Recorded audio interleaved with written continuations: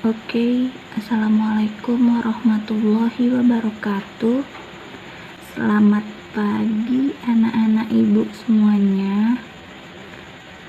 Hari ini kita kembali lagi belajar biologi untuk lanjutan pelajaran minggu yang lalu.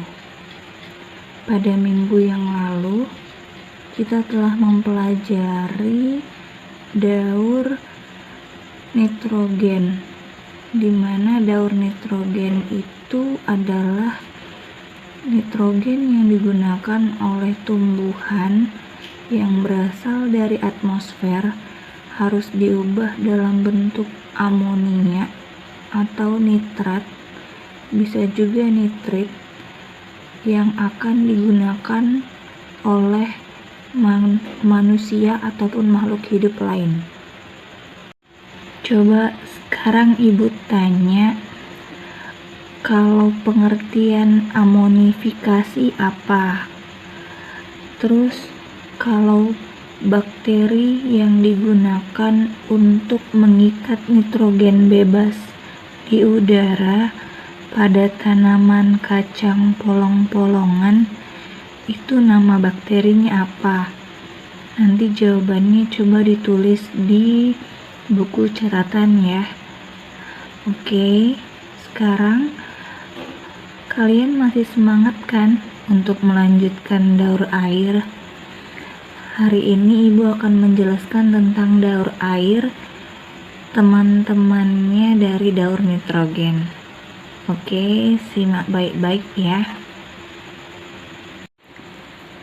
Air di muka bumi ini sangat dibutuhkan oleh manusia, hewan, dan tumbuhan. Biasanya air kalau pada manusia digunakan untuk minum. Selain untuk minum, untuk pelarut zat-zat yang diperlukan di dalam metabolisme tubuh kita. Selain itu, air itu adalah penyusun komponen-komponen di dalam tubuh kita. Terus, selain itu air juga dijadikan sebagai penyusun membran sel. Apalagi, ayo, fungsi air. Air pada tumbuhan digunakan untuk fotosintesis. Nah, sekarang bagaimana proses pendaur ulangan air yang ada di muka bumi kita ini, atau siklus air yang ada di muka bumi kita? Siklus air ini dimulai dari atmosfer, kemudian kembali ke bumi, lalu ke atmosfer kembali. Kita mulai ya. Dimulai dari air laut ataupun energi matahari. Nah, air yang ada di lautan dan air yang ada di daratan ataupun air yang ada dari hasil fotosintesis tanaman itu otomatis jika ada energi matahari menyinari bagian permukaan air laut atau menyinari bagian tumbuhan, itu akan mengalami proses penguapan. Proses penguapan air laut akibat adanya energi matahari yang ada di atmosfer itu disebut juga dengan evaporasi. Oke, lanjut. Setelah air laut ataupun air pada tanaman mengalami proses penguapan, menguap ke atas, uap air ataupun gas-gas yang ada di atas di atmosfer tadi berkumpul membentuk kristal-kristal es. Nah, antara kristal es satu dengan kristal es lain itu saling menyatu.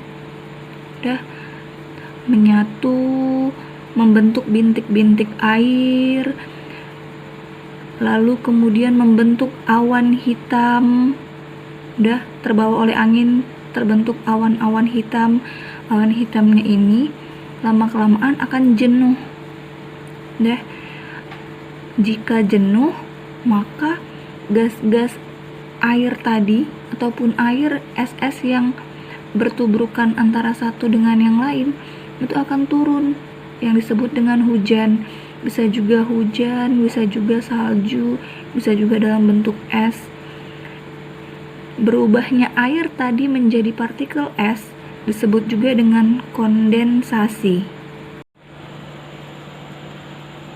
Setelah air tadi turun ke bawah, proses air menuruni bagian permukaan gunung itu disebut juga dengan istilah presipitasi. Air turun seperti hujan tadi menuruni permukaan gunung, permukaan daratan, dan lain sebagainya disebut juga dengan presipitasi. Lalu setelah mengalami presipitasi, maka air tadi akan mengalami proses runoff atau disebut juga dengan limpahan. Dari limpahan tersebut, air tersebut mengalir menuruni tempat yang lebih rendah. Bisa juga ke sungai, lalu menuju ke laut, bisa menuju ke danau, atau masuk menuruni ke aliran permukaan tanah, atau terserap ke permukaan tanah. Nah, proses penyerapan air tadi menuju ke tempat yang lebih rendah disebut juga dengan infiltrasi. Jadi, proses penyerapan air dari menuruni gunung yang tadi sampai menuruni bagian permukaan aliran air tanah disebut juga dengan infiltrasi. Air yang terserap di permukaan tanah ataupun di dalam tanah itu digunakan kembali oleh tumbuhan. Sama halnya dengan yang tadi, energi matahari mengenai air lautan mengalami evaporasi. Nah, gitu juga tumbuhan. Kalau tumbuhan menyerap air, tumbuhan tadi mengalami proses evaporasi menuju atau dipengaruhi oleh cahaya matahari. Nama prosesnya bukan evaporasi, tapi transpirasi. Dari sini, dari aliran air tanah akan menuju ke lautan kembali. Pasti ada yang merembes menuju ke lautan kembali. Begitu seterusnya, dari air lautan akan mengalami proses radiasi oleh energi matahari yang disebut juga dengan evaporasi. Siklus ini akan terus berulang sampai menuju ke aliran tanah, kembali lagi ke atmosfer.